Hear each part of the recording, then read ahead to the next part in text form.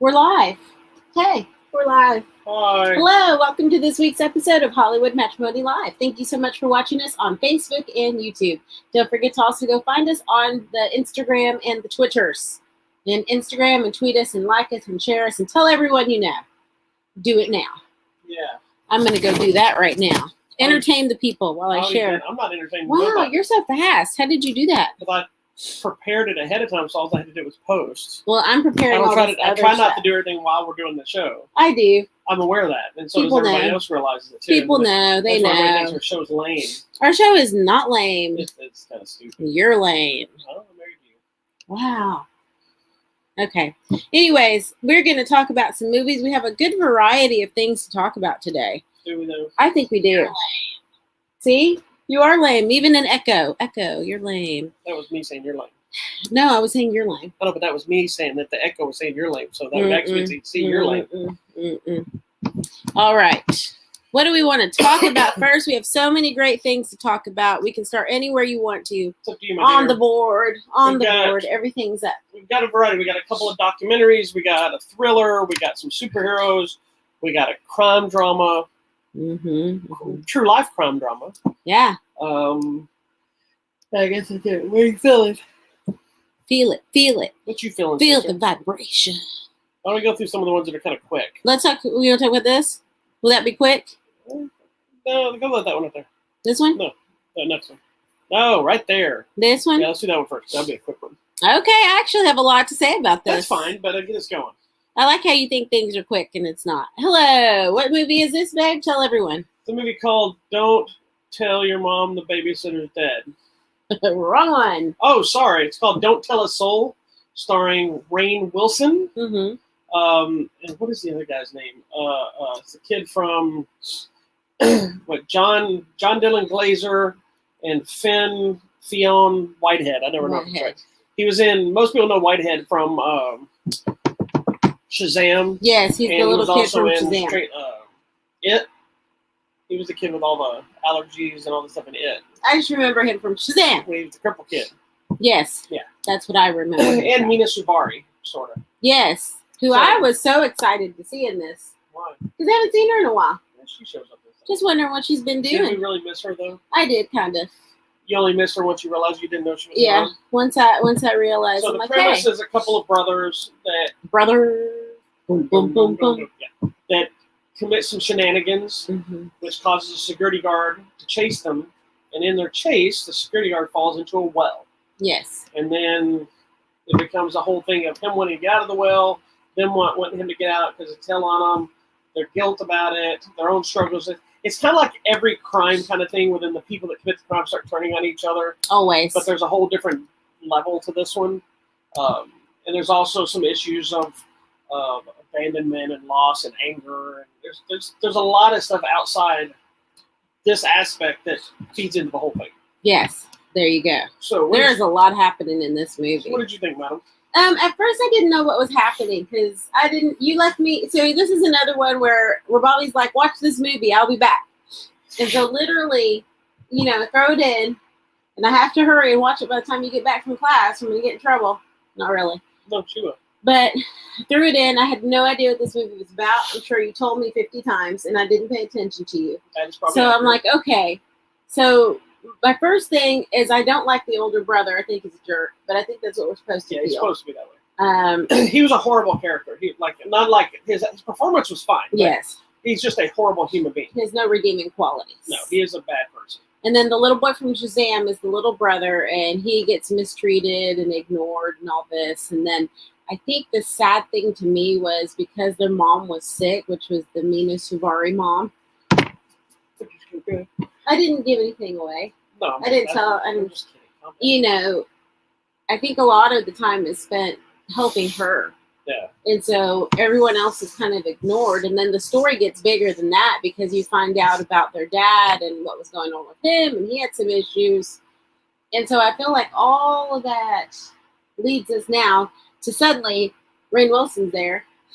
And Dwight. So, Dwight, Shroot Farms. Shroot. Shroot. Yeah. Shroot Farms. I know you went far. Shroot Farms. The Beats. Yes, I know. Anyways, and then he's suddenly in a hole. He's not suddenly in a hole. He fell. It was very clear what I happened. know, but It wasn't like it just. Hey, why is Dwight Schrute in a hole all of a sudden? he spends the whole movie there pretty Yeah. much, and that's to me, first of all, is cray cray. Well, and he was really good in the movie, and to share as much kind of emotion and dialogue and stuff, all through having to stay in that one little combined space worked really well. Yeah. Well, here's the thing. I can't tell you what happens, but because it's a twist, and then there's a twist, and another twist at the very end, and Why are you yelling? because I got excited about the very end. I was like, oh yeah. Yeah, it's one of those movies that it spoon feeds you everything, and then throws some twists, but some sort of twist has to be coming. And then when you finally get the twist, it wasn't as exciting initially as it could have been, but then some of the directions they go in, it makes up for that. Yes. It's by far, it's not an amazing movie. It's a good movie. It's a good movie. Well, what I really liked though is throughout the time when he's in the hole, he does begin to build a rapport with the younger brother, and to the point where, the younger brother's now confiding in him about because there's guilt about how leaving the him down older there, brother's treating him, and then the older brother shows up and he's like, leave my brother alone. And so he uses that to play them against each other. And then, like you said, whenever a crime is committed, then the brothers turn on each other, and then publicly he's like, you did this, well, you did this, and then they go after each other, and then they use this guy as kind of the get even tool with the others. So because they're involving now everyone playing each other against each other, till we lead up to the very finale, where suddenly the final end part of this movie here. We'll wait. Well, now the brothers are literally fighting each other too. I mean, it gets crazy. It gets really cray cray. But it does all make sense. It works. It's good. The end of it's really good. Yeah, I mean, there was stuff that I wanted to happen that didn't happen. Yes, me too. I was upset at the very end. There are some elements that I can see how it plays out the way it does, but I was also like, really? Like, you just change that fast in personality? But also, sometimes traumatic events or shocking situations can make you realize, oh, crap, I should have done this way, or I should have acted like this, or I should have done this, or whatever the case is. So I can see how it played out and why they did it the way they did. I was hoping for something else, but I'm also a little mentally challenged. So I always want the more dark. Like when I watch movies, it's weird. I don't want the happy Hollywood ending. I want the dark, I want the dark depressing. Ending.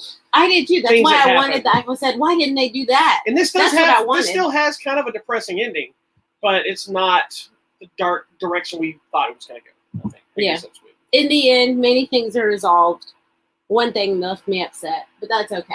It's a good movie. It's one of those. It's one of those. It's a smaller film. Just make some popcorn, enjoy. Yeah, and it's just a fun little breakaway of society while still being. It is a little hard to watch at times because of the brother interaction and the abuse and the mistreatment. And you get angry at the way the one acts. You feel bad for the other one, but then you get mad at the one, like, why aren't you standing up for yourself? And then when he does, you realize, stop doing that. You're just going to get hurt again. It almost takes you into the realm of abuse. It is. Like your own viewing experience becomes kind of like the way he probably feels. Well, and there's way more to it, though, too, and there's reason. So, anyway. It's good. Don't Tell a Soul is available now on Blu-ray and DVD, and we just might, have a copy to give away by sometime next week. Okay, cool. Moving on. What else do you want to talk about now? I don't care. Pick something. I want to talk about this so we can just get out of the way. So our next one is not really a movie, but it is a 3-part documentary on Netflix. Yes. And since we're not currently doing our TV show, we'll throwing it in here. It's called Murder Among the Mormons. Bum, bum, bum. Which ironically, this was so bizarre. We both watched, not together, but not with any plan. It just kind of happened. I was up late doing dishes, as I do, because I have to take care of it. The woman doesn't do it. You're about to see the Netflix special of Murder at the Blakeys. No. Maybe Murder at Blakey Manor. Usually in the middle of the night, I'll watch this before I go to bed. So it was late at night, and so I have a TV in the kitchen. I throw it on. And I've been watching this samurai show on Netflix, but I wasn't feeling it that night, and I saw this thing watch it. So I watched it over the first one that night, and over the course of a couple of days, I watched it. So now I'm telling her, I've got the show you've got to watch. And I was starting to tell her. She goes, "Oh, you're talking about the Mormons? I just started watching that." I'm like, "What?" Randomly, I'm on Netflix. I'm like, that looks interesting because I'm into all things about religious whatever because I watch everything Scientology. I'm all into that. She's a Scientologist. Huh? I'm not. I don't believe that the alien whoever is going to come back. Sorry. You might be sorry when he if gets that's there. what you believe. I'm okay, but I watch like all of the conspiracy theory things, and so I saw this. I was like, "Ooh, girl." But basically, it's obviously a true story. It's a documentary. It's following a bombing that happened with some prominent people in the Mormon church, and I have to go look it up. It was all connected. You don't even need to tell the people, but it was all connected to the finding/unearthing of different documents. Of supposedly the actual gold plates that John Smith got from the angel. Yeah, so there were sales happening, and there were people. Sorry, I don't remember the name of the man. Bombings happened, so then people didn't know if it was related to the sales of that stuff, if it was the church conspiracy, if there was something else having to do with other business dealings. Then there were multiple bombings, so then it became a bigger deal. Yeah, and there's all these different people involved that all the whole thing kind of centered around one guy who's the one that was finding stuff, and then you have the levels of the people buying it, the church, the financier, the people that were his friends, but he was bombed as well. So the whole thing is like, what? Yeah, and I actually, while watching it, I started remembering this story. I didn't know the ins and outs of the details, but I remember hearing about these bombings. Yeah, see, and I don't remember. I only remember bombings in Mormon church. So when I saw the documentary title, I thought this was actually that one of the Mormon churches were bombed, and so I was like, okay, I remember this story, and then found out that there's no Mormon church wasn't bombed at all. It was just an office building and a car, and was there something else too? I think so. I think there was a house too. Yes, garage or another car or something. Yeah, something like that. I didn't know. I realized I didn't know anything about the ins and outs of the story. This was in the 80s, right? Yeah. Early 80s. So I feel like I need to spoil it, but I don't want to. No. But you don't need to watch it because I need to let it unfold. But you've got to know this main guy, this Mark Hoffman person. Yeah, but don't say anything about it. So interesting. But I need to get to the end of the story, which causes you to question everything you know. Okay, so I'll explain it for you without spoiling it. Okay. So there's elements to these documents that, like anything, when you hear about history and something is unearthed, and then it makes you question what's real, what's not real. Does it change your perception? Like you believe something your belief this whole time, and then a new document shows up that kind of goes against. That's what it was. Yeah, a document shows up that kind of counters what they've always been taught. This Mark Hoffman guy supposedly found the plates that the angel whoever gave to John Smith. And supposedly it was a new writing in John Smith's handwriting, which kind of went against one of their fundamental teachings, essentially. Yeah, which then in turn would change everything. Which makes you question everything. But then that brings up just the thing we've discussed, how I have absolute faith in the writings of the Bible. That's my personal feeling. And then you've always had just a little bit of a question of like, well, a bunch of guys wrote this. Well, the facts are a bunch of guys wrote it. Correct. My issue is not that the faith is not real. My issue is because I believe in God and all that stuff, but my issue is the blind faith that people have in the Bible, the just Torah, documents or texts, any of the things like this, because all of these things are written by man. I know that the idea is they came from the Word of God, or they came from John Smith, or they came from whoever that gave them the thoughts to write these things down and all these stuff. I get it. I'm not arguing that point. But the idea is we're always taught that man is flawed. Right. Man sins. Man lies. Man does all these things. But then where it's okay to accept men wrote the Bible, and we just have to buy into it because the faith that is set behind it and the stories that have set behind it. My issue with the whole thing is the difference between faith and fact. Right. Religion is faith. It is not fact. And just because you believe it doesn't make it fact. I believe it to be fact. You believe it in your faith, and your faith is stronger, and that's all you need. And so that's really what's at the center of this whole thing, is that by presenting this document, it kind of made people question, like, what? So at one point, the church is like, we'll buy that from you to keep it over here. So they kind of want to hide it, but And then that not be person shady was about one it of the anymore. person involved in the bombing. So you're like, oh my gosh, was he bombed because he was trying to hide the document, or because they didn't want it to get out, or whatever? So it just makes you start questioning everything. And most of it does not unfold the way you think. No. It's very interesting. Now I'm hot. But that's my essentially thing, the whole big controversy, and that's, I think, what created a lot of discussion between us. Yeah, because I don't argue religion with people. I'm all for what anybody believes. Yeah. You can believe in God. You can not believe in God. You can be a Buddhist, whatever. Like, I'm a firm believer that all religions exist for a reason. Like, not necessarily going against God per se. I think it has to do with culture. Like, this culture, say in China, they don't believe and look at things the same way we do here. Right. So the ideas of their religious beliefs are structured for their mentalities of the way they live. And Muslims and all these things are the same thing. Because if you really look at, one thing we always discuss and agree is all real religion is based on the same thing: love, peace, happiness, and trying to be good people. Mm-hmm. Forgetting the radicalized crazy types. So if they're all the same fundamental thing, then there shouldn't be conflict between them all. But because we have so many people that this is not, like, my favorite story, since we're a movie show, we'll talk about it, when the movie Noah came out. Yeah, so much controversy. The biggest controversy that made me laugh was, like, I liked that movie. Because I thought it was just because I thought it was an interesting twist on that idea. It was a twist on the idea.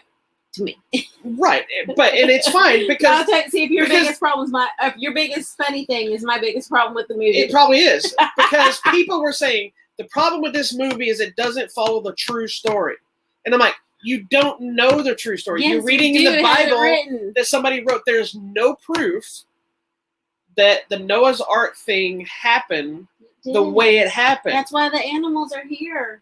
That is all from a book written by men that you have faith in. Yes, but the men were inspired. There is no by God to write what He needed them to write. There is absolute no way. I think it's true that they could have gotten 2 of every animal. They did. That's why that thing is from gigantic. All over the world. That's why we need to go see that ship from all over the world, and would fit in that. I don't care how big that ark is. There's not enough space for every animal in the world and have 2 of them. And for them to all get there in the amount of time he needed, and blah, blah, blah. You know what? He built that thing for 100 years, babe. Oh, I get that. But there's animals that are just in Africa, per se.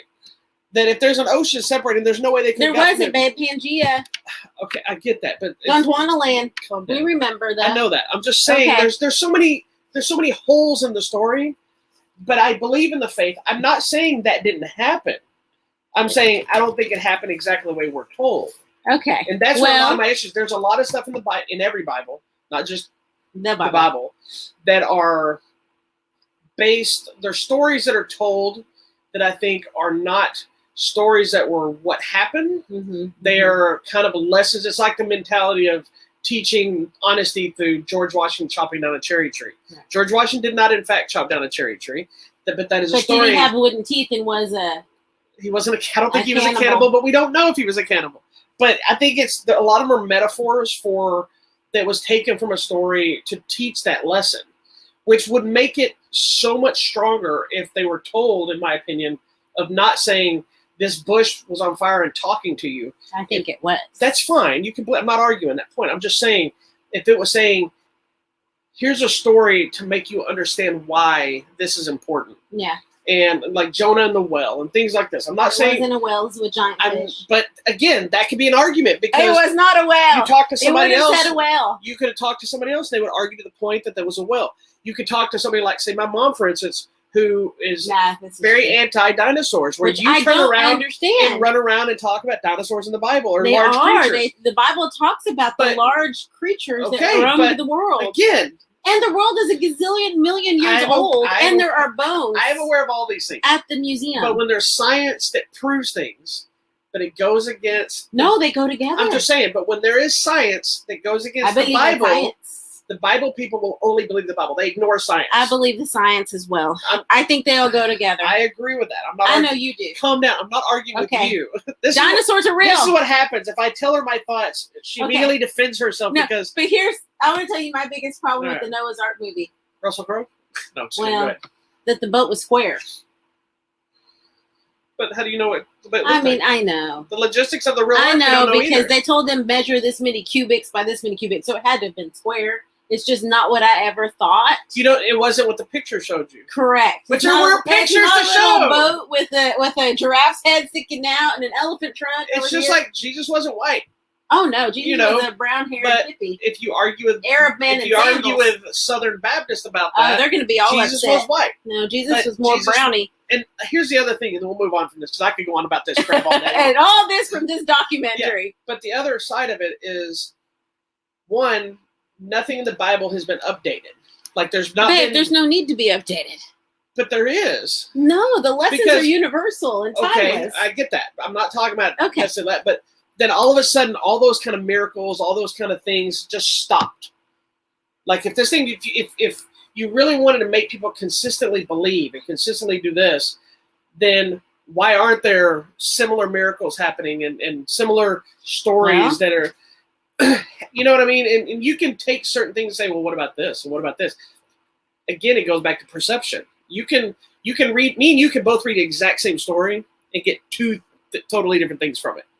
I know. Just well, like there movies. are still, remember, the Catholic Church investigates miracles and decide if people can become saints or whatever. So yeah, but the Catholic Church the priests also touch boys. They also have a lot of conspiracies. Here we go. I'm just saying. I do believe in all the conspiracies of the Catholic Church. I know you do, and that makes it that much crazier because you know, when we were in Rome, I wish we would have found a way to do like some sort of undercover break into the Vatican. We were tired. Underneath. We were tired because underneath is where all the secret stuff is. We just wanted spaghetti. Because remember when what's his name was down in the catacombs and he's all like, psh, psh, psh. You remember? Yeah. Vision? All right. Okay. Anyways, Murder Among the Mormons. It's on Netflix now. Obviously, crazy discussion will ensue. It has nothing to do with half the stuff we talked about, but if you bring up religion, I got things to say. I do too. And I grew up Baptist. I believe in God. You actually went to church camp.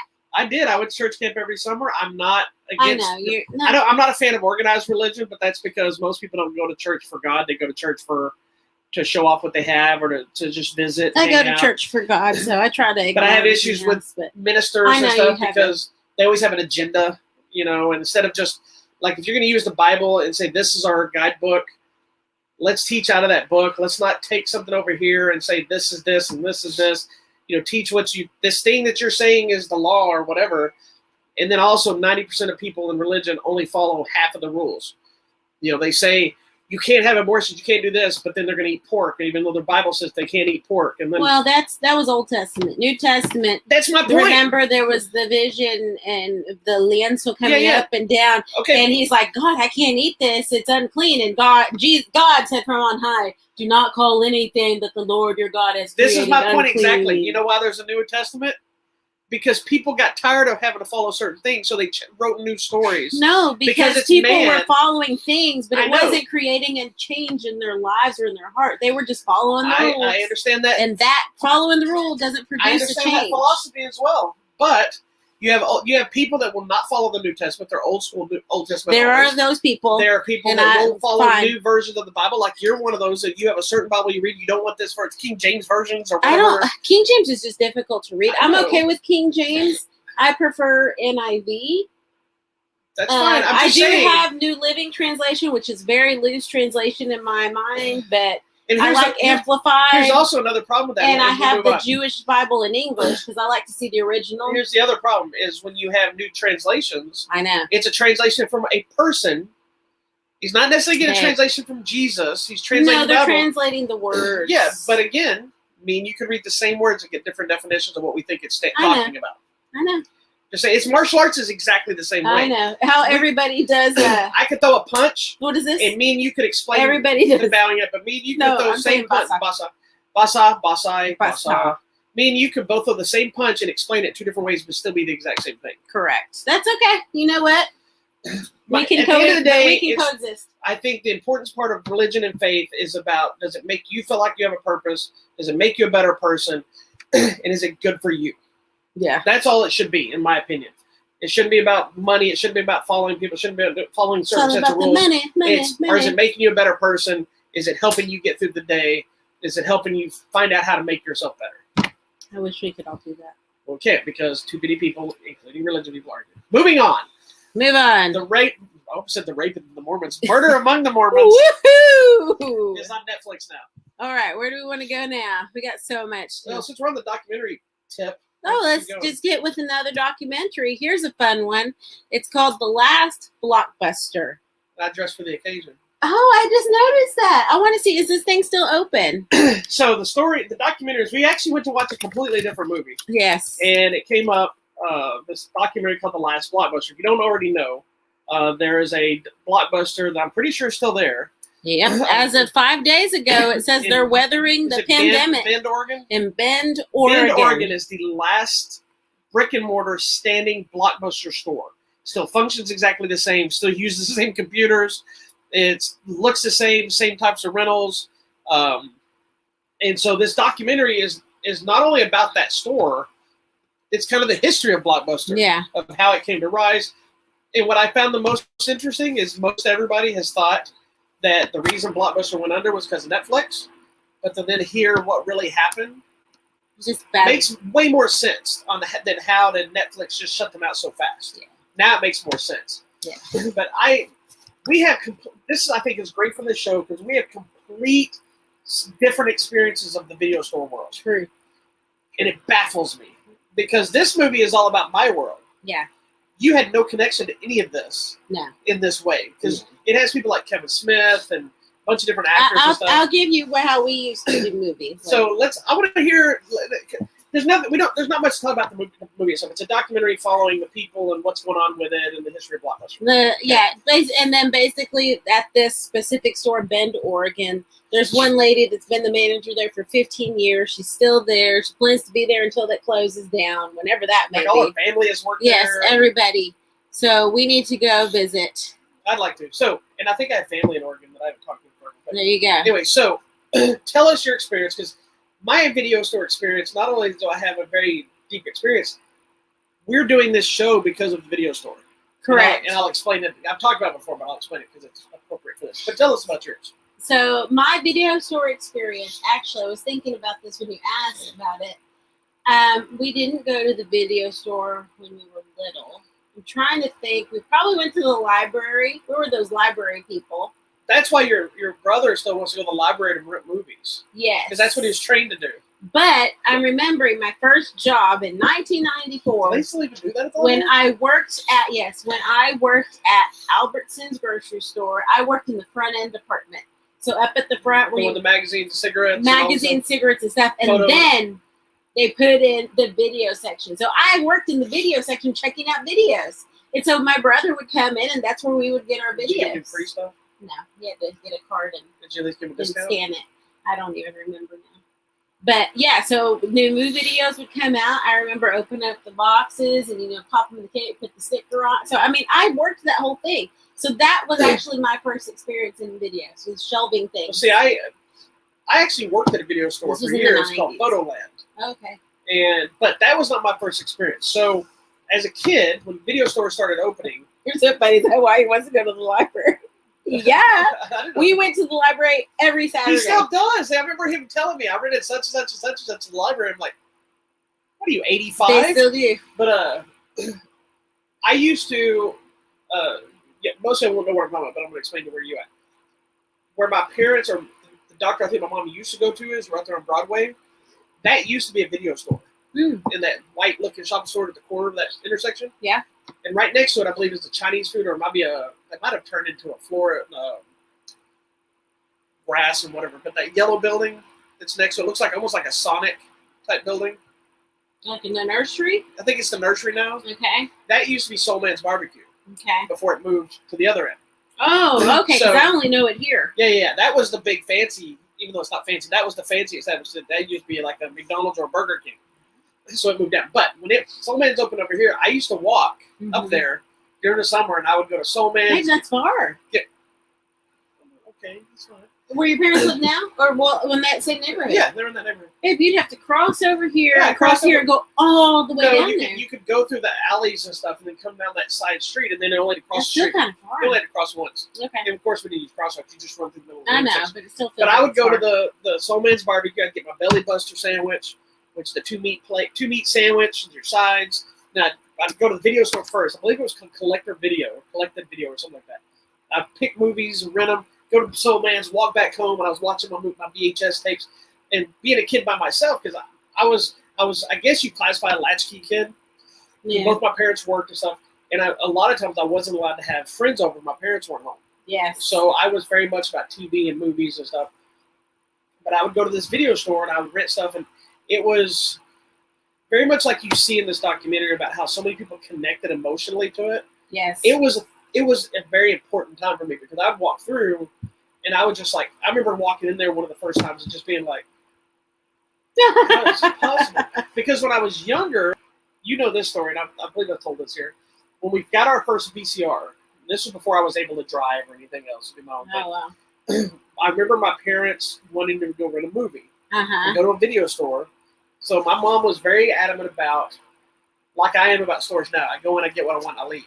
Right? I don't hang out a lot most of the time. So we get there. She's like, we're not going to look at anything. We're just going to get our membership first or see what it costs. Because back then, you didn't get free memberships. You had to pay for memberships, and it was expensive and all this stuff. So I remember I was going in this video store on Walnut. My mom walked right to the front counter. Give me the information about membership. The guy's like stuttering, and I remember starting to look around. And I remember my dad looking weird and uncomfortable. Mm-hmm. And then come to find out, we had walked into an adult video store. So now you have this old married couple with a little kid. I say little. I was probably early teens. Probably 11, 12 maybe. Or maybe younger than that. But we're in a porn video store. And my mom's trying to get a membership. And I'm like, and all of a sudden I remember my dad's hand going to my face and saying, come on, we got to go. And she's like, be quiet. And she, Lance, Yeah. And then they're fighting in this. I remember them fighting in this store because this store used to be a regular video store. And we had gone in that video store. It was a regular video store. Oh my God. And I think this is so embarrassing. Does your mom remember this? Yes. We should call your mom. The place was called After Hours Video. Well, that should have told you. But my mom took it. I asked her, I remember years ago, she took it as because it was open till midnight. Oh. So it was After Hours Video. Poor thing. So I remember being this little kid going, what? And seeing boobs and all this inappropriate things, and there were posters on the wall. But my mom was laser focused. And it's lucky because she was also very hardcore church lady. So it was like baffling that it didn't just radar into her before she got there. And then she was so embarrassed. And she's like, you don't tell people we came in here. And I'm still like, it probably just explains my addiction. I'm just kidding. Anyway, so jump ahead. So I was excited when I could do the video store by myself because I could rent what I wanted, watch what I wanted. My parents, and even to this day, are not big movie people. Like they watch stuff, but usually they watch whatever I brought home. The same guy that owned the big video store, it was like a Blockbuster sized video, but it was some random mom and pop thing. Years later, the guy had closed that one down and he opened a smaller one closer to Mesquite. But while I was going to that one, it kind of kickstarted this world that we do now back then because I would go in and rent every karate movie that came out. Mm-hmm. If it had Don the Dragon Wilson, if it had Cynthia Rothrock, if it had any of these people on there, it was coming home with me at some point. Yeah. And especially if it's Shokusuke or Daniel Bernhardt or any of these people. Some of y'all don't even know who these people are. But and then, of course, I've read every comedy and horror film. Like, just anything. I'd be walking down Broadway, which is this major street, on Broadway, with a bag with my styrofoam container full of barbecue in it. Barbecue. And, back there were some VHSs. And I've got like 4 VHS. Oh, my gosh. No bag. There's no bag back then. No bag. I'm carrying 4 VHS, a bag of barbecue, and I'm walking down this major street, 4-lane street, trying to get home and not drop everything. And it was like a major success when you got home. And then it was determined what are you going to watch. But the guy knew me. That's how much I was in that store. Because some days I would just go there and just look at everything. And he'd be like, "Are you getting anything?" It's like, "I don't have any money." But I just wanted to see it. I just wanted to look at the boxes. That's the thing that I think people nowadays don't get. Like, you don't get to pick up the box and like read the cover and see the cover art, which is how you decided if you wanted to watch it. Well, and also there were so many movies at that point that now it's normal, but there were so many more movies that were out that never saw theaters. Yes. Or not theaters where we lived. And you look at, say, something like Evil Dead. I'd never heard of Evil Dead. You never would have. But you look at the image and it's like this mouth ripped open and these skulls and Dead Alive. And I have a VHS of Dead Alive sitting over this movie's face. And I'm like, what is that? And that's where I remember when we first lived at the first house in LA, we would go to Blockbuster. That's where I decided I'm going to watch everything in the Asian section. She did. I love Asian cinema. I have no problem reading subtitles, but there's some good, amazing movies like The Red Lantern and the other one, and the one where the lady's the third wife, and I'm like, oh my gosh, they're so dramatic. And and because there was no way for us to watch foreign movies. Well, then there's the flip side of the more if you can imagine that independent films, which is touch base on here from Lloyd Kaufman and from Trauma. Stuff like He's Trauma. So funny in this He's movie. so angry about He's funny in this movie. But there's stuff like Trauma, and there's those kind of in the old karate movies and things that literally would get like a cable TV release or whatever, and you'd go watch it. But it was also being able to pick up the VHS and read what it was about and seeing the picture, because 90% of the movies I watched were based on the cover art of that box. I had nothing about this exactly, movie. And that's how you decided, like, this looks like it's going to be good. Yeah. And sometimes it was and it wasn't. Well, he realized, the guy realized that I would always, and I was already in martial arts, that we would talk about it sometimes, because apparently he did something, or he was just really creepy and wanted to talk to a small boy. But I remember going in there one day and him going, you watch every karate movie that comes in. He goes, I don't have time for this crap. And I'm thinking I'm in trouble at first. Oh, wow. Right? I'm like, yeah. Why do you not have time to take my money, jackass? Yeah. And he goes, look, they send me copies of stuff to determine what I'm going to buy. And I'm assuming that was always like the more independent films, not the big studio films, Right. And this was a store that was like a Blockbuster that would have 10, 15 copies of something. It wasn't like some of the smaller ones that had 2 or 3. And he goes, I'm going to start letting you take home the ones they send me for karate movies. Oh, wow. You can tell me if you think we should order them. Oh, wow. I'm pretty sure he wasn't basing his decision on my decision.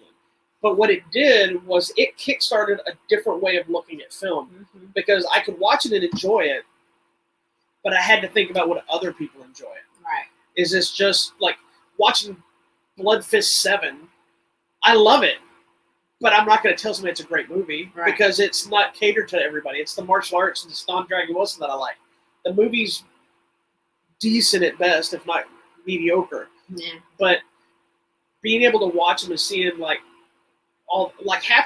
you saw my VHS, because I used to have this huge VHS collection just like I had. Yeah.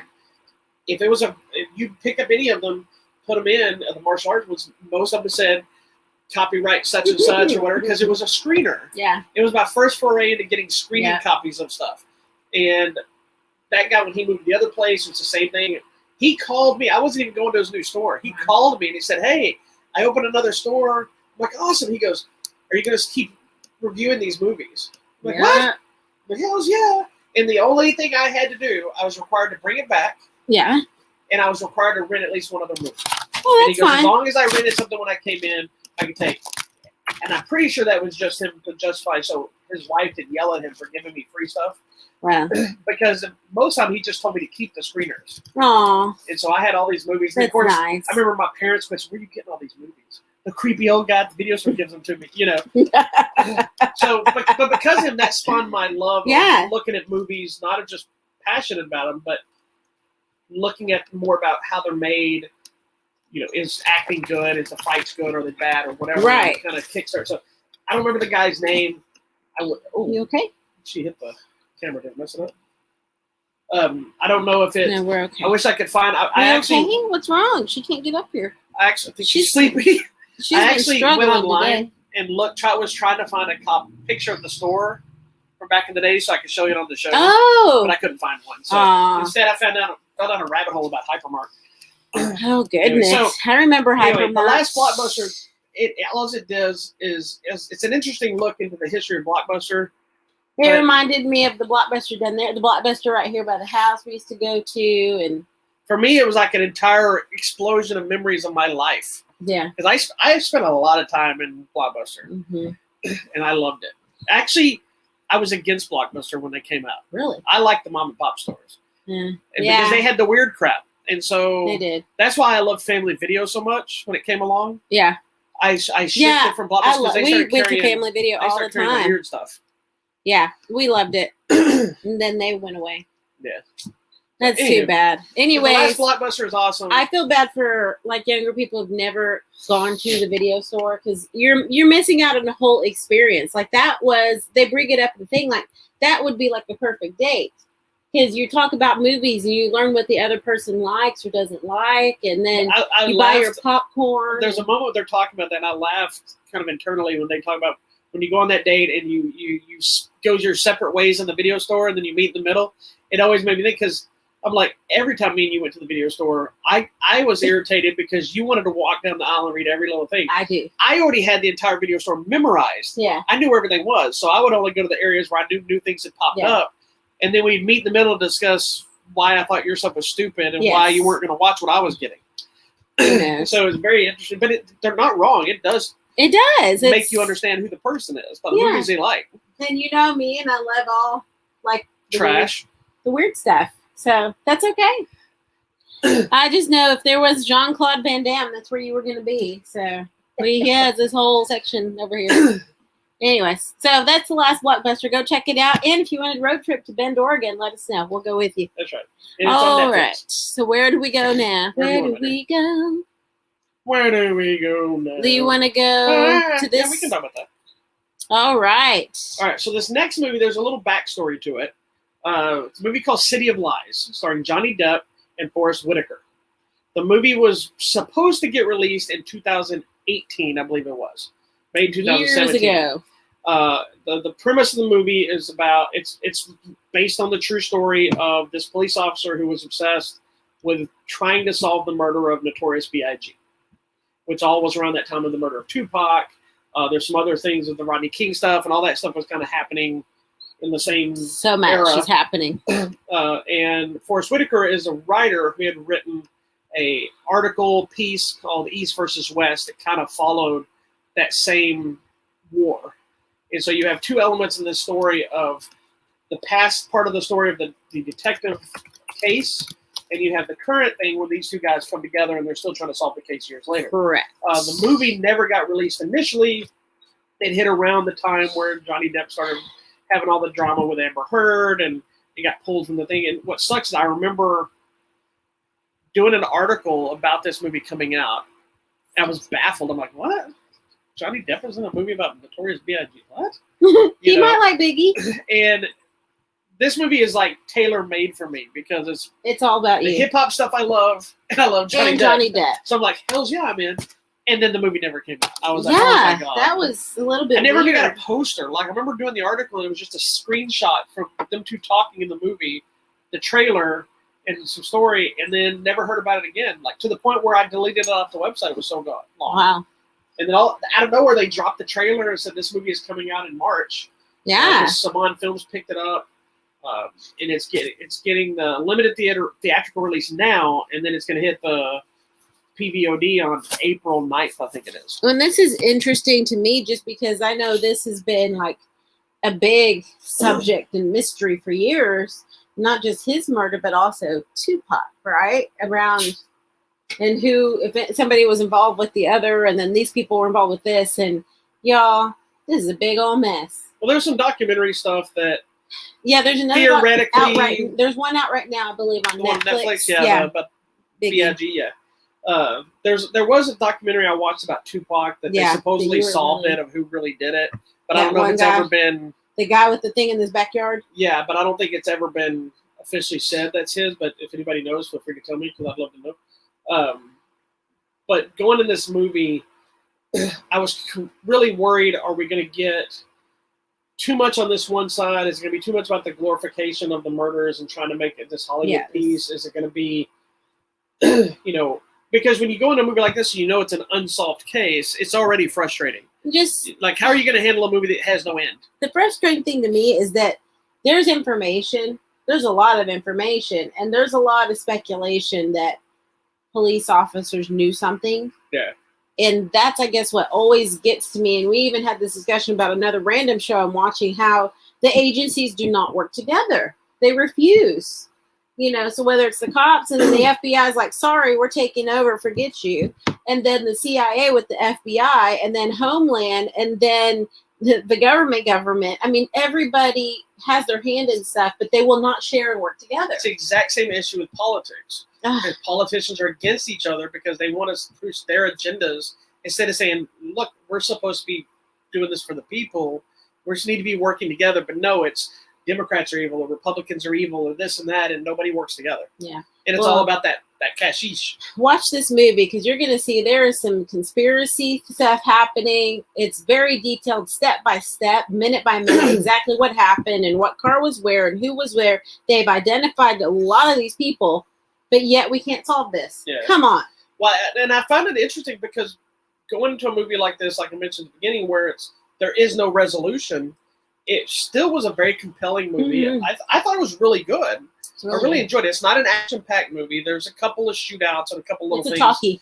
But it is a talkie. But I think what made it really work was the Forrest Whitaker, Johnny Depp dynamic of their relationship, because it almost is also a journey for these two people who one is just trying to find an end to the story he told, and the other is just trying to find justification for the case. He's been obsessed. He lost his family. He's lost everything. Mm-hmm. Because of his obsession with this case, he just wants it solved. He wants to do the right thing. And there's even a moment where he's telling one of the other police officers about, you took an oath to do this. And they're like, you need to get over it. And they're like, you don't get over the law, But it's interesting how they grow together. And I don't know how much of it is Hollywoodized, how much of it's factual. Yeah. But they are real people, and it's based on the real storyline. Yeah. It's very interesting. But you get a younger, or let me say, a middle-aged Johnny Depp, and they also plays an older Johnny Depp. Correct. Of the same character, later days. And it's interesting to see the differences of the guy's personalities, how he's looking at things. He has that same detective look, but one's clearly beaten down. The other one is determined to solve things. And yeah, I thought it was really good. It was really good. It makes me sad that it's a movie that's not going to get the credit it deserves, as good as it is. And even if it had gotten released back then, it probably would have been a movie that kind of came and went. Yeah. But I hope it kind of finds an audience because it's worth checking out. It's a good movie. Yeah. Johnny Depp is really good in the movie. He is. But he's really good in everything. It's just Johnny Depp. Gets caught up in some nonsense and then... Yeah, that's unfortunate. And I'm not saying he's innocent in all the crap that went on. I'm sure that he has a lot of the faults. He had substance problems and everything else too. But two crazy people shouldn't have one person suffering from it. Yeah, it should be two. Anyway, City of Lies is in theaters now. Then we get into our personal feelings about Johnny Depp. I wouldn't let you do your Forrest Whitaker impersonation, but it's inappropriate. It so is, you're not doing it. So that's okay. I wasn't City of going Lies to. in theaters now, and then I believe on April 9th it opens up. There's not a lot to tell you about the movie because part of it is understanding the ins and outs of the conspiracies and all the stuff that you find. If we tell you that, we're spoiling the movie. So yeah, watch the movie. It's really good. You already know the murder wasn't solved, so anything I tell you beyond that's giving away what makes this movie work. All right, I'm going here to your movie. What is that? Oh my God. Okay. I'm so excited for this movie. Well, tell us about it. So we have two documentaries. We had two documentaries. One we watched together. I watched a different one by myself that I really wanted you to watch with me, but I haven't had time yet. Nap and all this stuff. But it's a movie called Kid 90. Now, I knew about this documentary, but what I didn't know was that, because I knew the documentary, I'd started seeing reports about it, and it follows Shalom Moonfry, who's Punky Brewster, and a lot of the other kids of that era, actors, Stephen Dorff, Leonardo DiCaprio, Balthazar Getty, David Arquette, all these people. So I knew it was a movie about them. What I didn't know is Shalom Moonfry directed this movie. Oh, okay. And this is essentially a movie about her life. In the midst of telling the story of her life and career, it's telling the story of what these other people went with through her, because they were all friends. They were all together. Like, there's people there that I would like, you were hanging out with him? Because I don't remember you being popular until you were an adult. I don't even remember seeing you, Mm-hmm. It talks about, like, Mark Paul Gosselaar meeting her for the first time on Punky Brewster when he was on there. Mm. I didn't even know he was on that show. Yeah, we have to go back and watch it. Stephen Dorff talked about the first time they ever met was he did an audition for Punky Brewster. Oh, wow. She came out while he was doing such and such, and then she went back to the set, and that was the extent of their meet at that time. But it's interesting because she apparently spent most of her life videotaping things. Yeah, it looks like it. She was always walking around with a camera. Yeah, it was her brother. They were always filming everything. And then she kept every voicemail she ever had. Which is crazy. Because they were all on tapes back then. Yeah. You know, so she, I guess, fill up a tape, she throw it in a box. You know, it wasn't like nowadays you delete them off your phone. Yeah. If you didn't know, kids. There used to be this machine that would answer the phone. There's even a moment you would love that she's trying to get the right voice message on it. So she's hitting, she goes, hey, you reach this? I'm not here right now. She goes, and having to do it again. You know, which is how we used to have to do it, kids. But in those videotapes, there's photos and the videotapes and the voicemails and all of her diaries she ever wrote. Too much. All of this stuff was in a box that she had put away. And she said she hadn't opened it in like 20 years. That's crazy. And decided to open it up, and it basically became this film. And the film features her interviews, or not even interviews, just talking to a lot of these people that were there, these famous people, but also seeing the stories of the people that are no longer with us, like Jonathan Brandis, who committed suicide. Yeah. There's a couple of guys that were in the movie Kids that killed themselves. Stephen Dorff's brother passed away. I don't remember what happened to him. But you get to see their emotions and realizing, and it's kind of it's a fun movie. It's entertaining. It's kind of a peek behind that world. But then there's that dark underbelly we always hear about kids in Hollywood. Yeah. And the substance abuses and the depressions, and like one of the really heart-wrenching parts, as I was kind of telling you before, was her talking about, at the time of being there, you never really realized how sad or depressed somebody was. But she's like, but watching these tapes, you can see it. Yeah. You can see it in their face, in their eyes. But looking at you face to face, I don't see it. But when you're watching it through that screen, you can see that person needed somebody. Yeah. And she's like, she also didn't realize how much she needed. Like, she felt alone. She was depressed a lot. And she said, but also watching those tapes made her realize, not only did I love all these people, like, all these people loved me too. People did care about me when I thought nobody cared. Yeah. You know, and it was very interesting. She said it was kind of a lethargic way of dealing with everything that she never realized she didn't. Cathartic, sorry. Never realized things she didn't know she never dealt with. Yeah. You know, and then there's a very depressing, you happen to walk in at the depressing part, where then it's showing every single person. It's like 8, I think, different people, of those people that died in different ways. Relationship she had, her losing her virginity to Charlie Sheen, all the, and that's how that's how I found out about the documentary. There was a news story about her talking, because she was 18 and he was 20 something, but it wasn't some creepy situation. I'm being smashed by a dog. Sorry. Then her trials and tribulations when she had to have her breast reduction and how people were treating her. It's such a good movie. So if you check it out, it's called Kid 90. She directed it. It's on Hulu. It's a Hulu original. Hulu. And she has her all new Punky Brewster series on Peacock, which I just started watching, because I'm a huge Punky Brewster fan. And you can watch all Punky Brewster, like the entire run of the old Punky Different Strokes Brewster. and Punky Brewster were my 2 favorites when I was a kid. I know. We know. She had punky power. And I thought she was cute. And then she got older. I'm like, that girl's gotten hot. And she is still a beautiful older woman now. There you go. Punky power. She has punky power again. And I'm going to watch Punky Brewster. If you want to judge me, I'm judging you right now. I'll put on 2 different shoes and let's do this. All right. All right, let's go. Next, we're going here. It feels like forever since we saw that. But it was just this last week. Yeah, no. Tell them about it. All right. This movie is called Promising Young Woman. It is one of the biggest talked about movies in a while. It is. And it's nominated for it got nominated for Academy Awards. For Best Picture? I don't remember for something. Picture, let me go look. But it was also nominated for some Golden Globes. It's one of those movies that just kind of... They came out of nowhere. It doesn't seem... I was telling her when we finished watching it, it doesn't seem like a movie that should be nominated for any of this stuff. Not because it's not a good movie, because it's a very good movie. Yeah. It just doesn't seem like it would be. Yes. You know? Huh. I'm trying to see. It's Carey Mulligan, right? And basically, we find out she's just kind of going nowhere in her life, I feel like. But you find out it's because she suffered some sort of a trauma.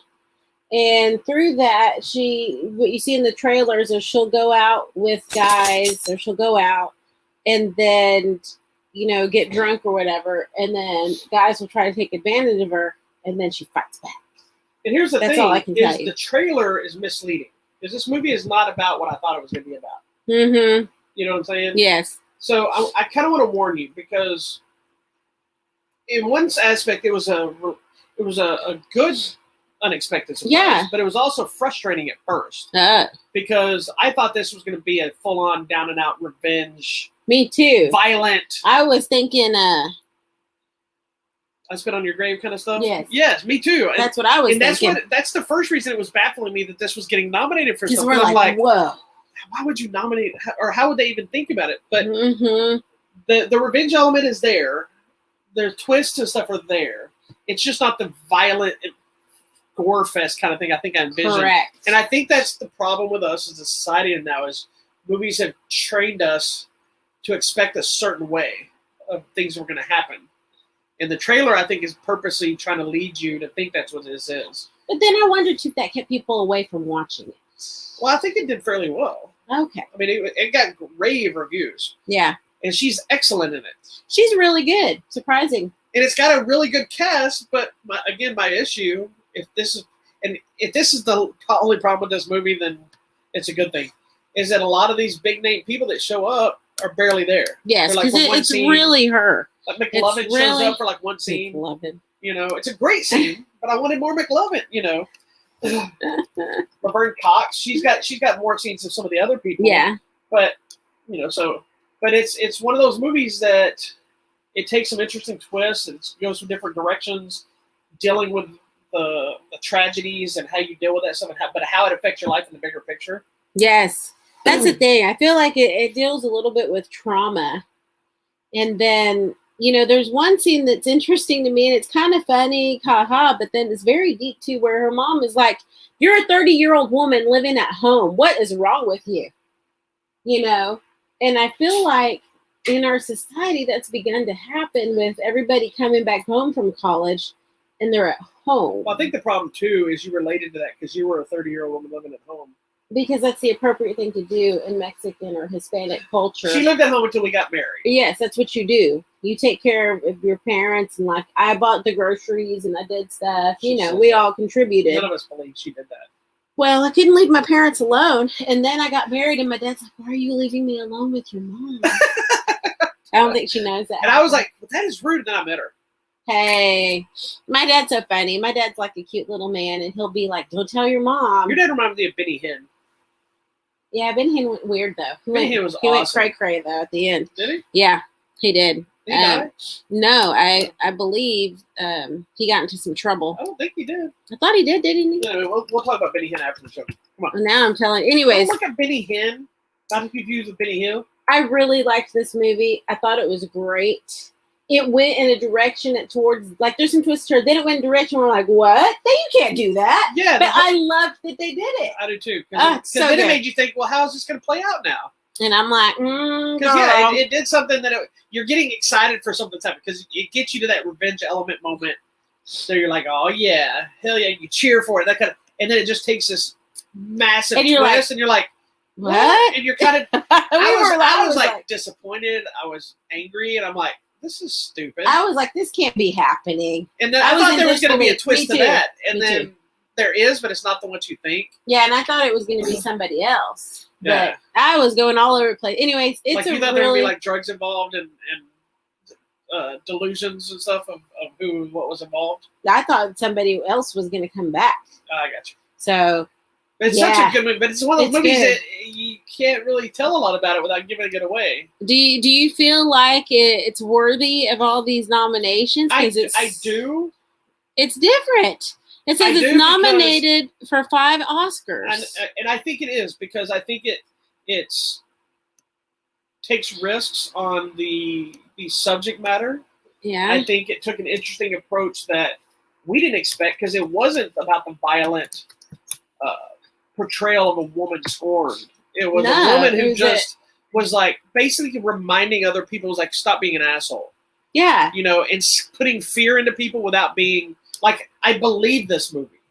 Whereas something like I Spit on Your Grave, you're like, okay, how many people is she going to get away with cutting off their wieners and stuff before they arrest her?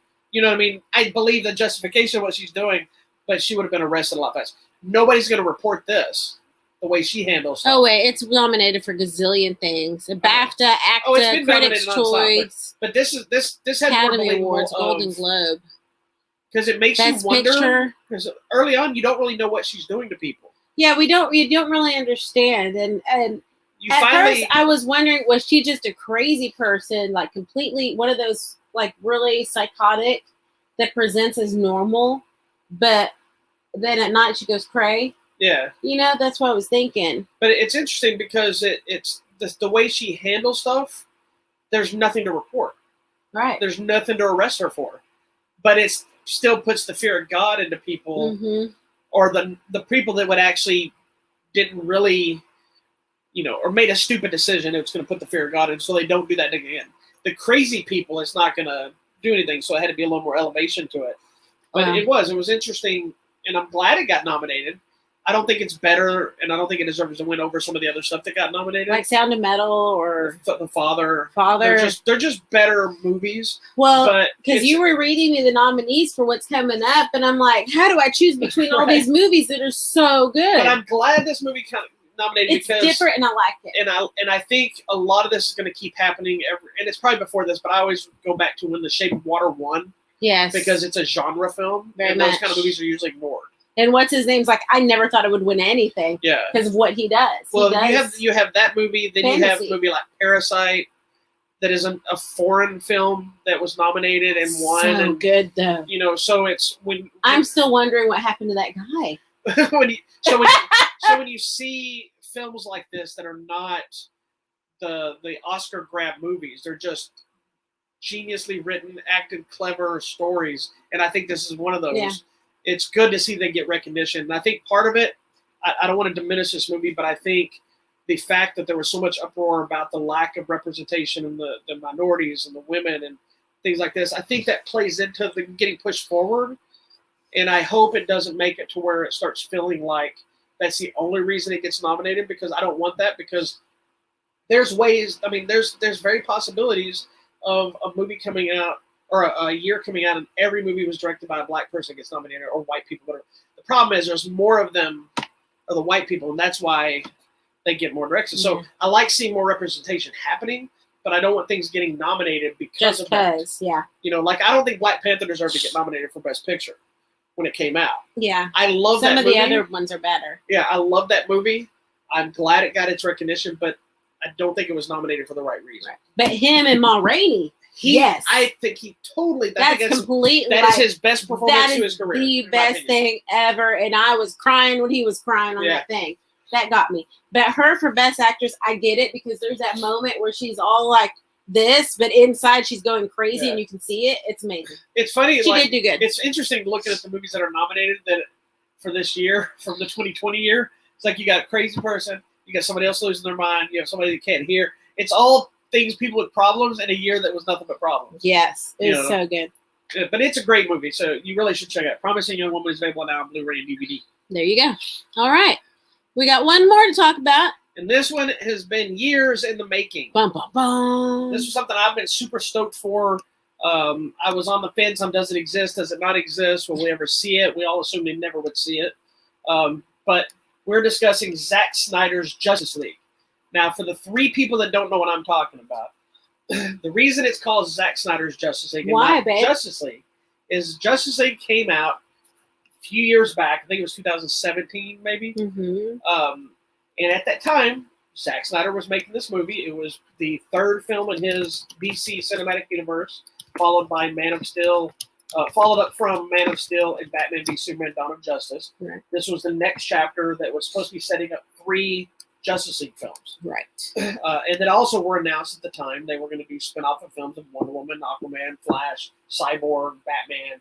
This whole thing. Plethora of things. We obviously got 2 of those movies. Right. We got Wonder Woman. We got 3 if you count 2 Wonder Woman. So we got Wonder Woman, we got Aquaman. Flash is coming still.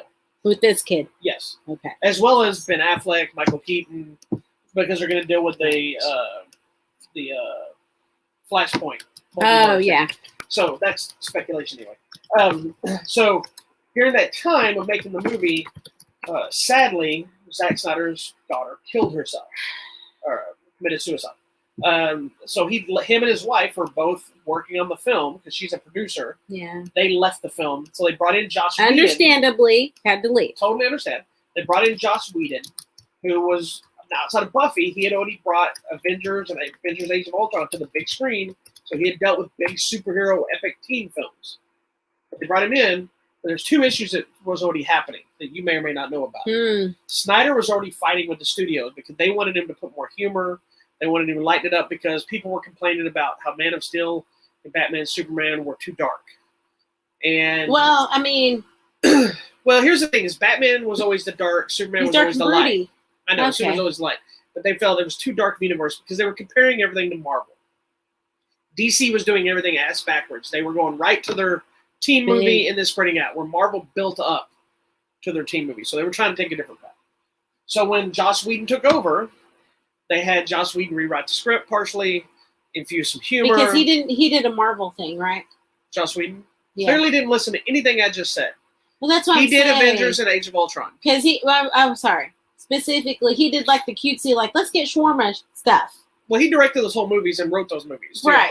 But yeah. That's why I'm saying. That's why those movies have a little more humor. And so when you do see the first release Justice League, you get some cutesy moments.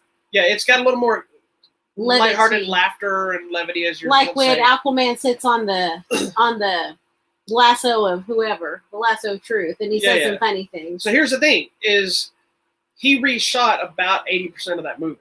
So it was done. Why would you do that? Well, because he was giving the studio what the studio was asking for, but the studio didn't know what they wanted. All this stuff. Studio. So this new cut, after years of hashtag release the Snyder cut, which started, and it got people like Rob Liefeld behind it. It got other producer actors. The cast denied it at first, but then started coming out with Jason Momoa defending it, Ray Fisher defending it. Ben Affleck started posting it. Everybody started fighting for this. But we all figured it was still never going to happen. And you would think Ben Affleck would be, as a director, would be like, let the director well, show you here's the other issue, is Ben Affleck was set to star and direct a Batman film. And he was writing it. He's so good in this as Batman. And he's a great director. He's established that. But between issues and things like this, he eventually stepped away from directing. Somebody else was going to, I believe Matt Reeves was going to direct that film at the time, who's doing the Batman now.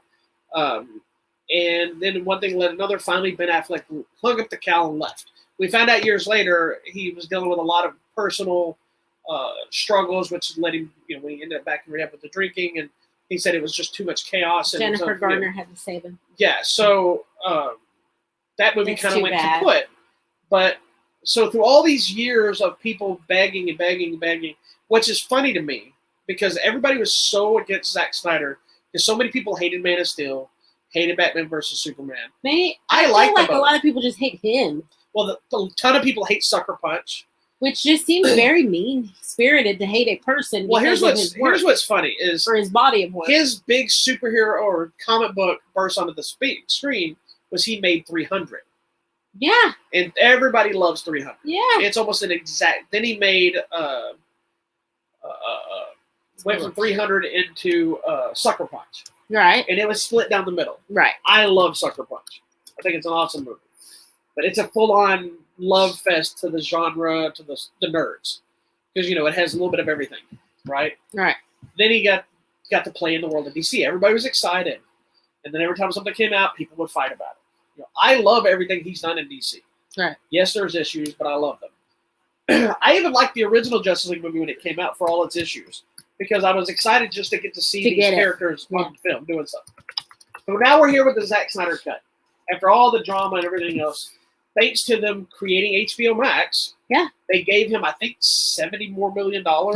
Wow. He did new reshoots of certain things. But majority of stuff that was here has been filmed this whole time. So they had all this footage. It's a 4-hour movie. They had all this footage literally sitting on a shelf. He went back and they redid the effects. They changed up stuff like what Steppenwolf looks like.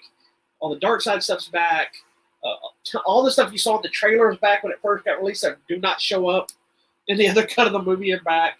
And anything that Joss Whedon shot is not in this movie. Right. There's nothing in this movie that Snyder himself did not shoot. Okay. That was the deal. So here we are. I have now watched the 4-hour cut of Justice League twice. That's 8 hours. That is 8 hours, and I will watch it again. But what I'll did you, as a not a super comic nerd like myself, what did you think of the original version first? Not knowing anything about the comics or the actual stories other than, you know, what I've seen previously and or watching Wonder Woman, the TV show, and all the Batman animated stuff. That's all I really knew about anything. And then Christopher Reeve Batman. Superman. That's all I knew. I don't know anything about Aquaman or Flash or Cyborg or any of these people. So seeing the original movie, it was fine. I was like, oh, okay, great. But now watching this, and again, not knowing anything about that, it makes so much more sense. There's just more. That was kind of my issue. I thoroughly enjoyed and loved the original at the time.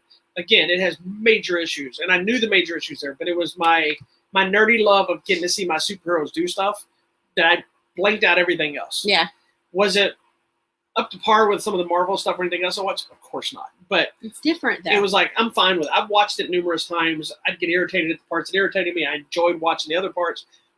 But now that I've seen this other, I will never watch that one again. I agree. I would watch this. If I want to see the Justice League, this is the Justice League I'm watching. Correct. And then I feel like this, if we had seen this, there might have been potential for those other movies to really happen. And I feel bad because there's some good these people are good people in this movie. What makes me wonder too, if it was kind of a double-edged sword of, if this movie had been released, would they have liked it, or do they like it now because they hate the other one so much? You know what I mean? Yeah. But at the end of the day, Zack Snyder's really getting the last laugh, because he came in there and basically said, "Look, let me do my version. Let me finish it. We'll get it put out. We'll throw it out on HBO Max." They gave him the budget, and then I'm moving on. Yeah. Because he said, "I'm not doing it anymore." But then I just saw him in another interview say, "Well, you never know what's going to happen." Correct. You know, but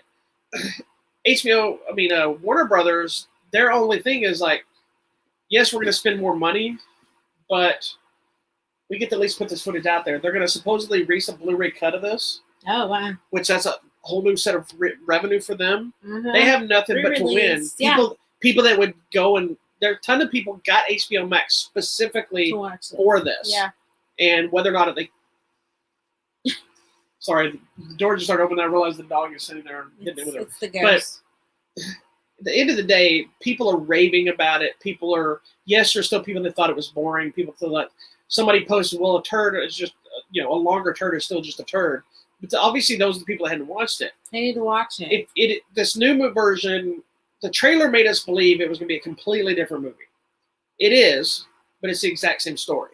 Correct. You just get a lot more substance. Like when Wonder Woman shows up and she knows everything, now we know why. Yeah.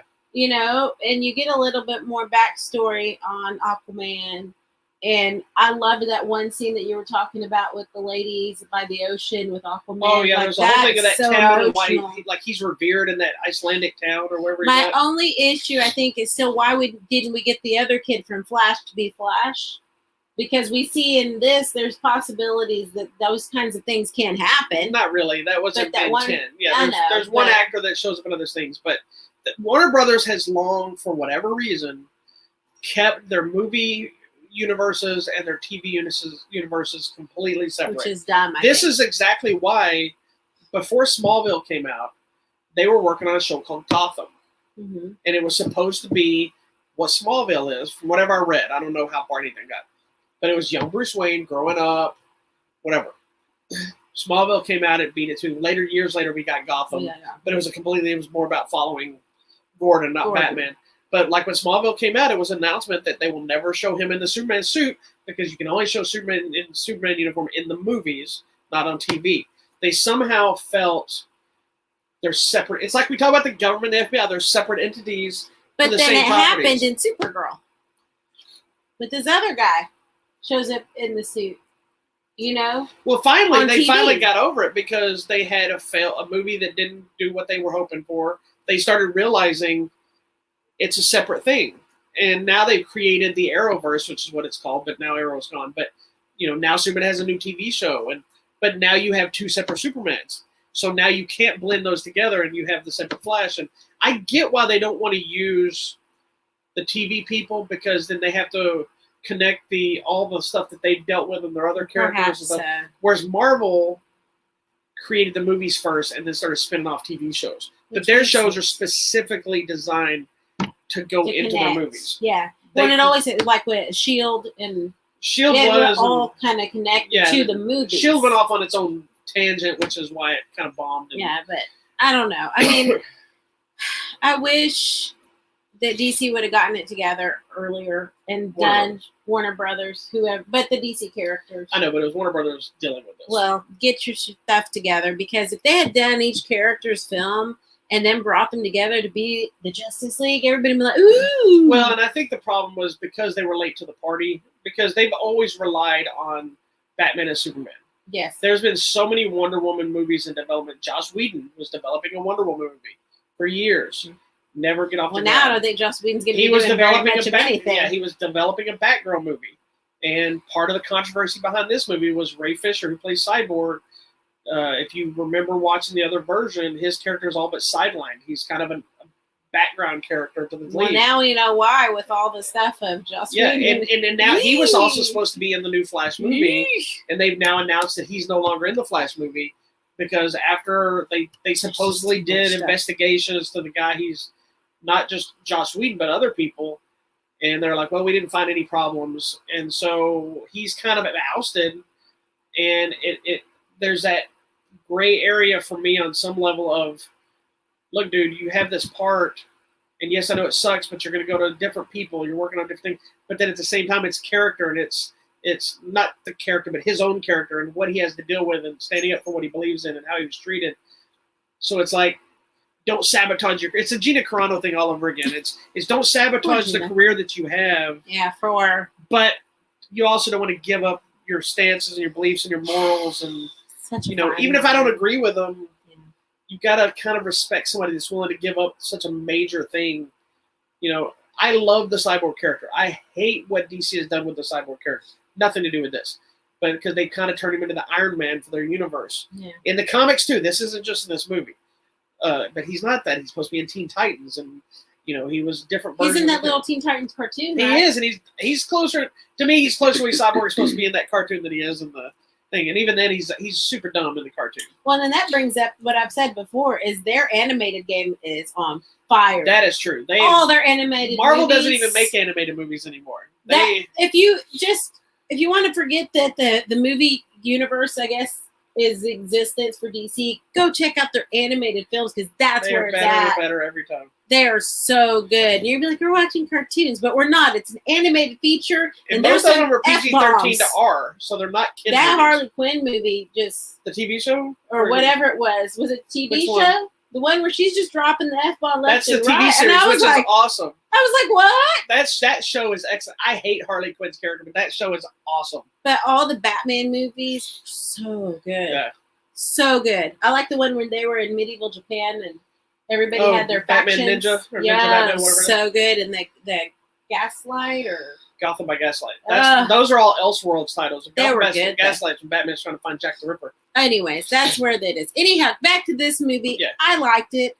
I think it's much better. It explains everything in better detail. You get a lot more backstory, and people don't just show up knowing the answer. Like you find out why. Well, and I think it gives, bringing in more of the dark side stuff, and gets you to Sod. There's one of Yeah.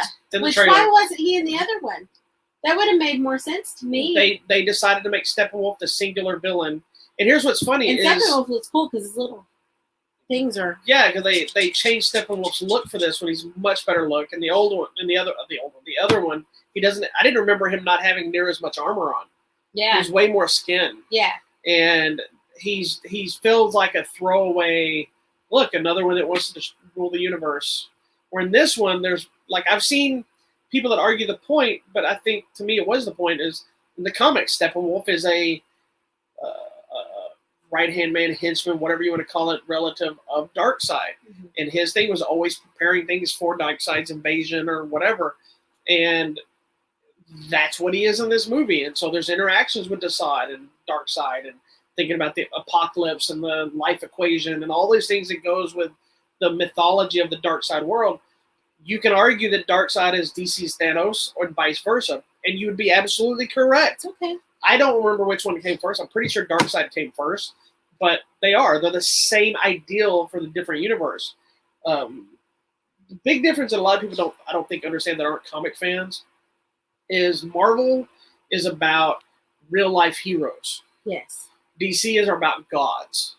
And if you look at almost all the heroes in the DC universe, you know, they're representations of like godlike creatures, characters, you know, Superman being the most powerful character on the planet, Wonder Woman being an Amazonian, you know, Batman was kind of man's representation of standing with the gods.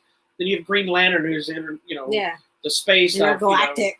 You have the Flash, who's like whatever man from like the Zeus, seas, Atlantis, Atlantis. So they're all represented. Yeah. And that's the other thing in this movie too. I felt like we got a lot more of that in the past when they fought whatever. Like we had a flash. Shazam is literally of the gods. You know? Yeah, I mean we got a little bit more of that, and I felt like when we are in Themyscira, we got a little bit more of that too. Like a little bit more emotion there. I think I mentioned to you while watching it, even though the fights and the action are a lot of the same, there are some new elements. There's some new stuff. There's completely new fight sequences, but there's also new infused stuff. Mm-hmm. And there's also some stuff that you wouldn't have known unless you rewatched the original movie. So, like, there's a scene, and I need to double check, but I'm pretty positive. But when you first see Steppenwolf and he's trying to take the cube from the Amazons, he goes to grab the mother box. And there's like one or two grabbing his arm. Mm-hmm. Like the new version, there's a pile of them on him. Yes. And so that not only shows the badassery of these Amazons that are going to fight back and hold him, it shows his menacing power to hold all of them back as opposed to one or two. Right. And I think that every one of them, you got a little more power for all the characters, you know, seeing how they stand up to him and the parademons and stuff. Nobody was just like bitches. You know what I mean? Like the Atlanteans fought and they might have got thrown around, but they held their own a little bit. The Amazons held their own, you know, so you're getting to see why these heroes are who they are. And even when they're getting smacked around, they're still kind of holding their own. And then I like there's two that one interaction, which we didn't have in the original release, that Aquaman and Wonder Woman are like, hey, you're an Amazonian. Oh, hey, you're from Atlantis. Like, I haven't talked to y'all in thousands of years. Yeah. You know, after that. And so, I mean, we get more story there. Like, there's more instead of he just sits on the lasso and is like, hey. Yeah. Well, and I think also by reminding us that those three mother boxes are kind of the because of how they're separated, it reminds us that there's three factions on Earth. Yeah. You know, there's the Atlanteans, the Amazons, and man. Mm-hmm. And it's kind of like, okay, we're not talking to each other anymore. What they didn't count on was Superman. Yeah, and Superman is kind of all of them in one little bag. And I think this also kind of feels more like the proper return of Superman, even though it's the same. Just little things like getting the black suit. Again, the studio didn't want the black suit. Yeah, but that was in the comic, right? It is. When he came back, he had a mullet, he had long hair, he had a big full beard, and he had the black and white suit. Hmm. Now, this is not the story of the death of Superman, how it happens. Because there's also the four Superman that came in before Superman came back, and it was the Eradicator and Superboy, Steel, and I forgot the other one. I think it was a Cyborg Superman, I think it was. Was he right? No, there was Cyborg Superman. So you had all these, and then the story was, are any of these the real Superman? Mm-hmm. And then the real Superman came back, and then Superboy stuck around. You find out one of them is a villain, Steel stuck around. You find out the other one gets destroyed. There's all these elements that played into the death of Superman. None of it had anything to do with these movies, outside of Doomsday, who killed Superman. That's the other thing about this movie, is this movie starts at the end of Batman Superman. Yeah, it all brings it together. It makes so much sense. And it gets rid of all the nonsense of his deleted facial. They made Henry Cavill's lip all weird looking. And how? It also has the elements of, and I found interesting, the studio didn't want the beard, they didn't want the long hair, they didn't want the black and white suit. And he's like, the people want this. No, they don't. They don't know what they want. So, from my understanding, he shot all of that in the standard blue and red suit, and they digitally made it black. He goes, there is no black and white suit. It doesn't exist. We digitally made that. Yeah. Because he shot it the way they wanted it, because he had to. Yeah. And then when he came back and got to do his thing, he got to digitally change it. And he said they figured out how to do it. He goes, in an interview, it was really funny because but we couldn't do the beard thing, even though we had kind of carte blanche to do whatever, because trying to deal with people's facial, we saw how that worked last time. Yeah. Snyder has said he has never watched the other cut. Really? He said he won't, because that's not the movie I made. I agree. So now, the sad thing about this movie to people is it does end on a cliffhanger. And it ends on a epilogue leading into the future of the story. Yeah. That we may or may not ever get. Yeah. But the upside to that is it's kind of like any other comic that it's basically telling you this shit ain't over. Yeah. And you know where it's going to possibly go. Doesn't really matter. But hopefully, I'm knocking on fake tables. I'm knocking on wood. That I'm hoping this, at least if nothing else, can start a spark to, even if Snyder doesn't make it, that maybe he'll produce it like it was the original plan of some of these other films, that they'll come back and say, you know what? Maybe we have something here. Mm-hmm. And especially after hearing the issues with the new Batman movie that are happening. Oh. Because apparently the director and Robert Pattinson have been fighting a lot. Robert Pattinson refuses to work out. So there's a lot of issues going on about it. That's kind of important. Some of the rumors are this may be a one-and-done Batman movie, and that setup is going to be gone. And there's also been discussions that I've heard that they're talking about making two universes running side by side, with the new Batman movie story arcs and possibly that Snyder universe running separately. I'm being stepped on by dogs. Because we've already established the Aquaman movie and the Wonder Woman movies are connected to this. Yeah. So, and the new Flash movie will be connected to this. So we'll see what happens. I hope Ben Affleck's willing to come back as Batman more often. He's good. I personally think he's been the best Batman. I agree. He's so good. He looks good in Bruce Wayne. He does. There you go. But Zack Snyder's Justice League can only be seen on HBO Max for now, as there are talks of it getting dropped in the theaters when theaters open back up. I would watch it in the I will theater. go see it on the big Dolby the big screen. rumble seat. Well, I'd go see it in IMAX. One of the things that sucks about it is shot in a 4:3 ratio. For IMAX. So when you watch it on HBO Max, it does have the black bars. It's like watching a movie when we were kids. But that's okay. I got over it after a while. And there was a lot of people that I saw that were really pissed because that's the one thing that they hated, was they would get all into some big exciting moment and then there's these big bars on either side. It's like when we all first started seeing widescrreen and we all hated the black bars. I didn't even notice it after a while. I didn't either. I'm used to it now, but whatever. I want to see this movie in IMAX the way it's supposed to be. They are also releasing a version which this poster that you put up or had up is kind of explaining it. It's called Zack Snyder's Justice League Justice is Gray, and it's a complete black and white version of the film. Oh, that might be cool. So they did that with Logan. They did that with Mad Max. Yeah. So it's interesting. You'd be surprised how that black and white element kind of gives you a whole new effect to some of the movies. So anyway, as far as I'm concerned, we now only own one Justice League movie. It is Zack Snyder's Justice League movie. It is a far superior movie. It makes everything that was wrong with the other movie fixed. But if you're going to judge it before you ever get there, your mind will not change. There you go. Yeah, there's some people that hate it already. So that's okay. Who is your favorite member of the Justice League? Don't be saying Wonder Woman just because of woman power. No, Wonder Woman or Batman. Really? Yeah. Interesting. My dad will say Superman. But Christopher Reeve's Superman. Worst Superman ever. I've been working out. I still think, I know this is sacrilegious to say, but I still do not think Christopher Reeve is a very good Superman. Who do you like as Superman? I actually like Henry Cavill. I think he's the best Superman we've had. He looks the part. I don't know if my dad's ever seen these. He looks the part. He's got the build. I don't agree with everything they did with the movie, but I love that movie. If I watch a Superman movie, I watch Man of Steel. If I watch Superman, I want to see Superman, the one where they get sent off, where they come to Earth and they're like, oh. That would be Superman 2. Okay, is that the one with the people in the black suits? That's why I just said Superman 2. That's the one where he's been working. Yeah, that movie's another controversial one because they had other people working on it. That's why, I don't know if you ever watched it, but there is a Donner cut of that movie that we do own. Oh. That it's the proper version of that film. I'll have to go watch all the Supermans instead of what got cut out in the theaters. I don't know. I do like Batman, though. But I'm actually an Aquaman fan. Are you? I've always loved Aquaman. Before they even made him cool, when he was just stupid riding the seahorse, talking to the fish in the Justice League cartoon, Super Friends. I don't understand why people don't think this is. He's on a seahorse. How do y'all not see this? Like everybody, because Aquaman was always the joke. Yeah. Of everybody. Oh, he's not in this. And years later, what's his name? Jay Lee did a comic series. I believe it was him. It was called Savage Aquaman, and he had long hair. He looked like Jason Momoa, but was blonde hair. And he even got to a point where he got his hand cut off and he had like a harpoon hand. And he was like, this is a badass Aquaman. And then when they did the new 52, when they rebooted it, I didn't read a lot of it, but they made Aquaman badass. Nice. And because Aquaman is supposed to be a warrior of the sea, he's not a superhero at all.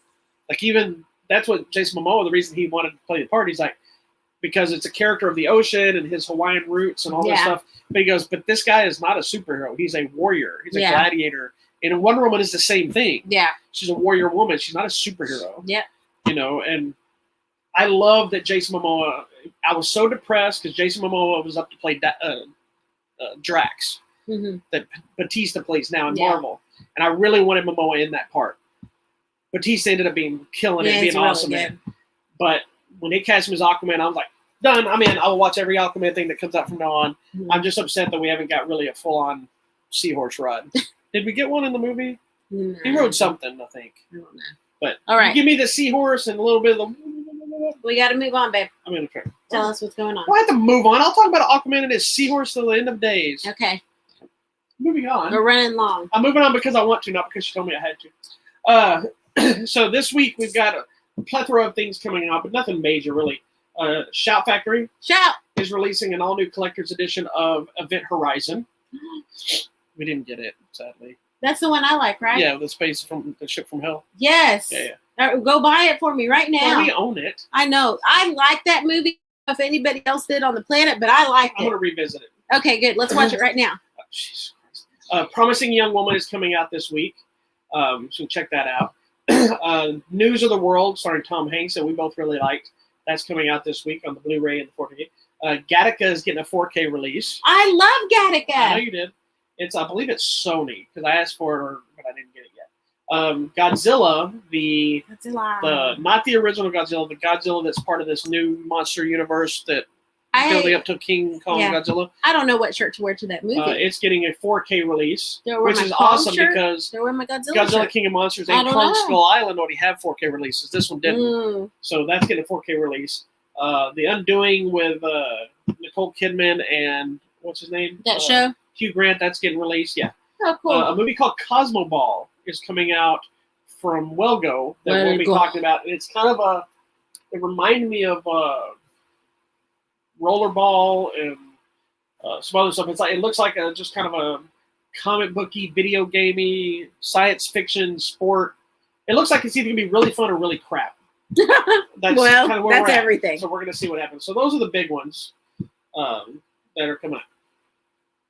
All right. What do you got, sister? All right. Movies coming out this week. The movie Nobody, which is the one where the guy's getting broken into and he punches things. That's what it says nationwide. I know. Go ahead. That's this week. I know. I need to check something. And then, of course, Godzilla versus Kong. I don't think that was coming out this week. I thought that was coming out the 31st. It says March 26th. Maybe it's not, but that's what it's saying on the internet. That's fine. I'm going to check while we're here. We'll go watch it. A movie called The Vault with Freddie Highmore. So I'm kind of interested already. It's about these people who are trying to break into a legendary vault. It's moved to 31st. Okay. Ignore Kong and Godzilla. It's on a Wednesday. So how are we going to watch it on Wednesday? We're going to have to wait till the weekend, or we're going to have to watch it at home on HBO Max, and then go see it at the theater. We'll see it both. Okay. There's a movie on video demand and digital called The Seventh Day. It's about an exorcist team that brings on a brand new priest who's in training, and craziness ensues. Also on video demand and digital, something called The Toll. It's a supernatural, spine-tingling, suspenseful movie, so you got to watch that. Video demand and digital. This one looks interesting to me. It's called 6 Minutes to Midnight, and it's where 1939, and it's some Nazi Germany. I know. That's why I said they send their daughters to a finishing school in England, but we know what's about to erupt in the world. So it's interesting. So I knew because Nazis are involved, you'll want to watch it. Nazis are always the best villains. New movie on Netflix. Now I'm being cute. Called A Week Away. A troubled teen going to juvenile detention going to a Christian summer camp. See what happens. The rest are limited releases. There you go. Cool. Okay, that's all for me. Now, Giveaways. All Let's right, give so we some got a free couple of things stuff coming up on our giveaway. away. Some of them were stuff I ended up not taking that because I ended up getting some extra copies, so I left them up for. Some of them will be dropping in the next day or so off the website. So if you want to get a chance of any of it, you need to go look at it now. The first one being, let me look at make sure what order you're putting them in. Yes. The first one is going to be the comedy, The Very Excellent Mr. Dundee, which with Paul Hogan we've talked about on the show where he plays himself. It's a very funny movie. Check it out. The next one is another one we talked about on here from Well Go USA martial arts flick called Crazy Samurai 400 vs. 1. Not as insane as we were hoping it would be, but it still delivered. It's still interesting what they did with the film. I think I'm ahead of you. No, keep going. I know it's still late over there. I know. Anyway, the next one is the new Scooby-Doo film. Warner Brothers, their Scooby-Doo game is always on too. They're kind of going on with they their got a animated thing stuff. going. So it's Scooby-Doo, Sword of the Scoob, which I'm not a Scooby-Doo fan. It's still a fun movie. She loved it. I liked it. Next one is Russian Raid. It is not a remake of The Raid. It is more of a homage, but it's a martial arts flick. It's all right. But we have copies of that to give away. This one, which is News of the World, coming out this week. We have digital copies, not full-length copies. Digital copies of that to give away. So that'll be a little bit easier to get to you a little quicker. And lastly, one of the newer ones we have up is Godzilla on 4K. We have copies of that to give away just in time for you to prepare for the new Godzilla Kong movie, which is on the 31st on that Wednesday, so you got a week. Sorry. But that's okay. They changed it on me. So we got those. But like I mentioned, I may have copies of Don't Tell a Soul and a couple other things that are going to pop up. So just be on the lookout. Okay, there you go. That's it. No. Okay, I'm sorry. No, you didn't. What was there? I bumped it. I guess I did. We still have it's not out there for some reason. I think I bumped it because I was going to close the contest out. But since I have still got some extra copies, we do have a couple of copies of Cosmo Ball as well. Okay. Well, there you go. All right. Well, that's it for today's show. Thank you so much for watching. Sorry we went long. We had a lot of interesting movies to talk about today. So make sure you check them all out. Go rent them, watch them, go to the theater, get out there, have some popcorn. Don't forget to like and share our page as well. HollywoodMatrimony.com. Go check it out. Thank you for watching this live on Facebook and YouTube. Go find us on the Instagram and the Twitter. We'll be back next Sunday for all new episode of Hollywood Matrimony Live. Get vaccinated. Don't get vaccinated. Just realize that the world is starting to open up. Wear your mask. mask. If you feel comfortable, hit the theater, support films, because if you don't, they will go away. Free Britney.